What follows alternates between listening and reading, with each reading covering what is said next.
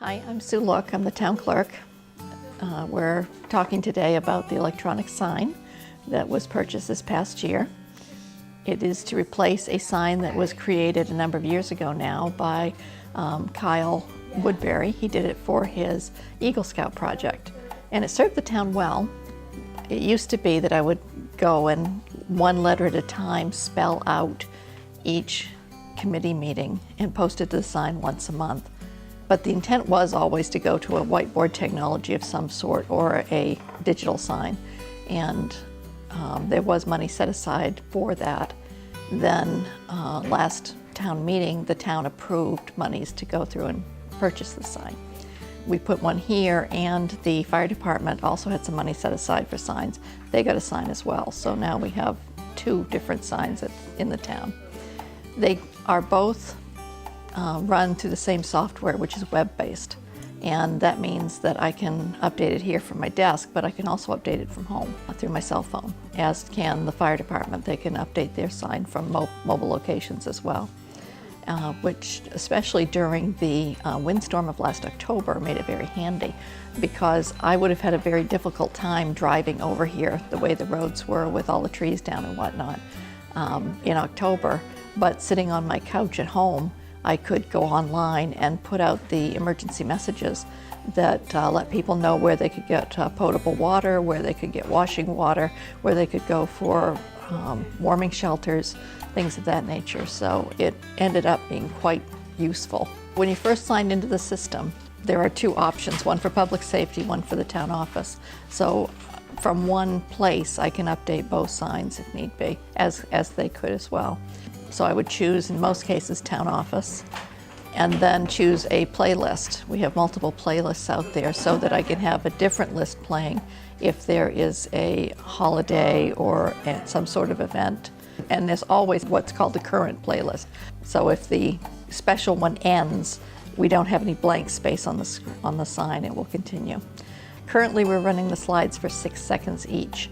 Just going out and looking at it and watching it, that seems to be a good amount of time so that people have time to read the entire slide. I try not to put too much data on there, just the bare minimum of what they need to know when a meeting is or what message we want to get out. Set on that screen is the transitions, and for that we have to, I always set it at none. The state law is set so that we can't have any sort of animation, is what they call it, and transitions like fading in and out or a message flying into the screen. Either of those are considered animation, and we can't do any of them on the public sign. I try and keep there a good contrast between the lettering and the image so that it's clearly visible, because the main thing is I want the public to be able to see the message that we're trying to get out.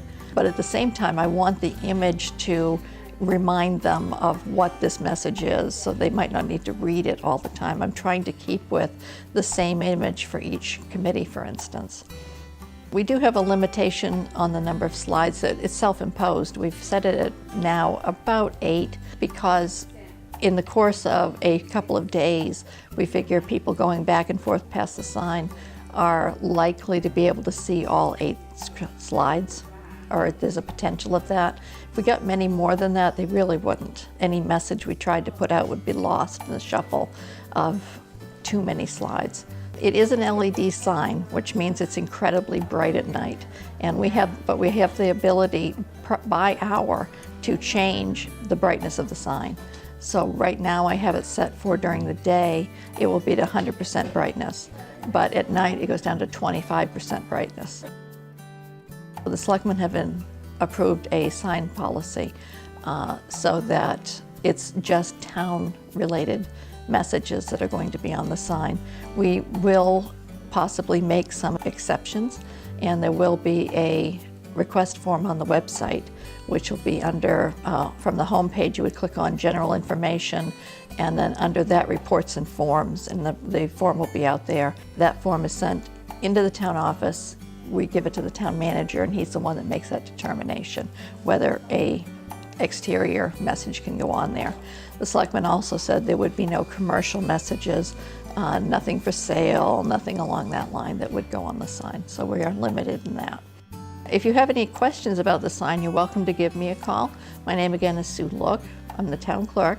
Phone number is 655-4742, extension 121.